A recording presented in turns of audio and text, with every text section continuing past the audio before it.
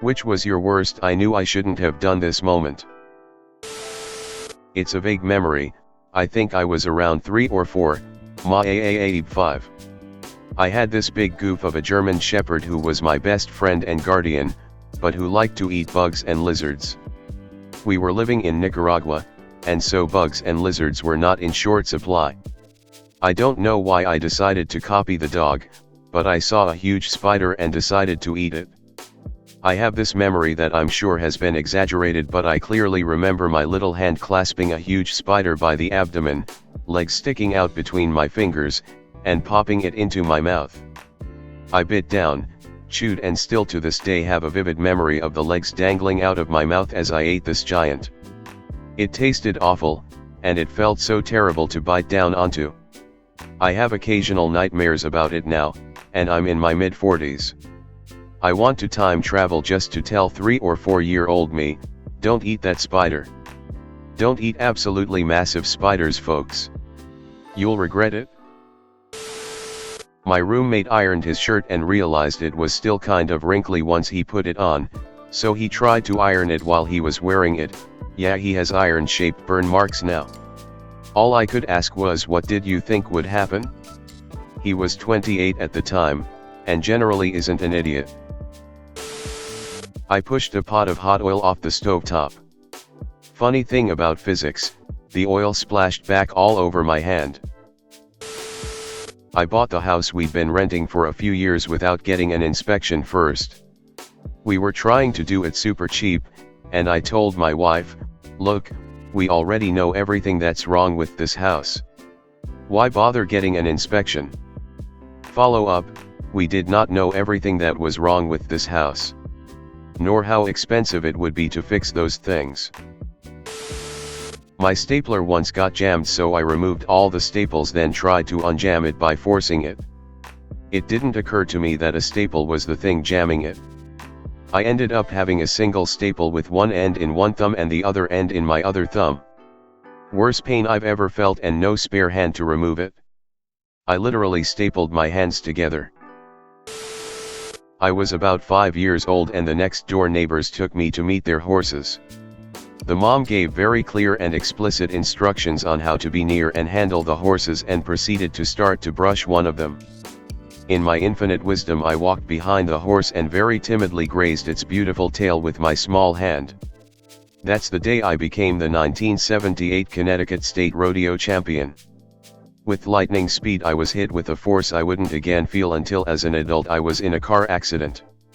I was launched out of the stall and halfway across the common area. As I lay stunned, gasping for breath, I knew I shouldn't have done that. In 4th grade, my parents remodeled the kitchen. This involved digging up part of the foundation to rebuild the deck. As such, we had a giant dirt pile in the backyard. I was playing on it, jumped off, tripped and fell face first on concrete. I immediately knew something was wrong. I ran inside and opened my mouth and looked in the bathroom mirror. I was missing about a third of my top right front tooth. I distinctly recall saying out loud, "Yup, it's gone." When I was around 12, I noticed that nail polish remover felt cold and kind of nice as it evaporated from my fingers. So I decided to put some on my vagina. Bully started walking away, and my amazing brain came up with, "Yeah, you better walk away." He then turned around and I shit bricks.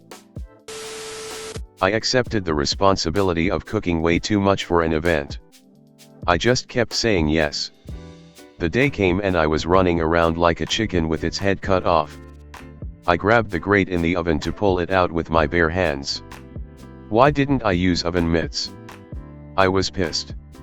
So I kept going and needed to strain noodles and grabbed them off the stove and started straining them on my way to the sink. Hot water all over my legs and feet. Worst cooking day of my life. I was working as a stuntman, and it was my last performance with a particular stunt group. They wanted me to do a particularly dangerous version of a stunt that I was pretty uncomfortable with. I'd done the regular version thousands of times and could practically do it in my sleep. I agreed to do it because T was just the one time. What were the odds of me being hurt doing it just the one time? I thought. Later that day I was in the second hospital, after being airlifted from the first because my injuries were too severe for it. Had literally a gallon of blood transfusions, they weighed me before and after, and life-saving surgery. If you have a bad feeling about something, take it seriously. Got distracted while my wok with some oil in it was heating up. When I snapped back to reality, my hand just automatically threw in the dried chili flakes. It was like an out-of-body experience, my brain couldn't stop my hand in time. And that's how I maced myself and the dog. I touched the coil in a toaster with a knife while it was switched on. When the power in the house cut out, I thought I should not have done that. When I told my father what I'd done, I knew for sure I should not have done that. Edit, for those asking, no, I didn't get a beating. Dad was more worried about my well-being than anything else. Unfortunately, we lost him to cancer 2 weeks ago. He was a great dad. Reddit. Going to my insane ex's house alone to pick up my shit that I didn't actually care about. We broke up because she tried to stab me when I got home from drinking at the bar with a few friends.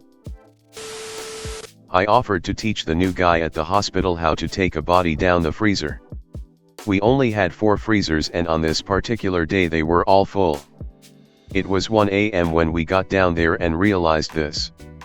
Protocol is when all the freezers are full, you have to take the body out that's been in the freezer the longest and put it on the harvesting table.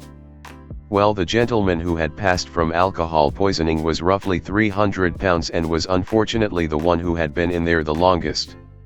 So the security guard, myself, and the trainee had to lift this guy out of the bottom freezer and onto the harvesting table and then carry 6 trash bags full of ice from the kitchen back to the morgue.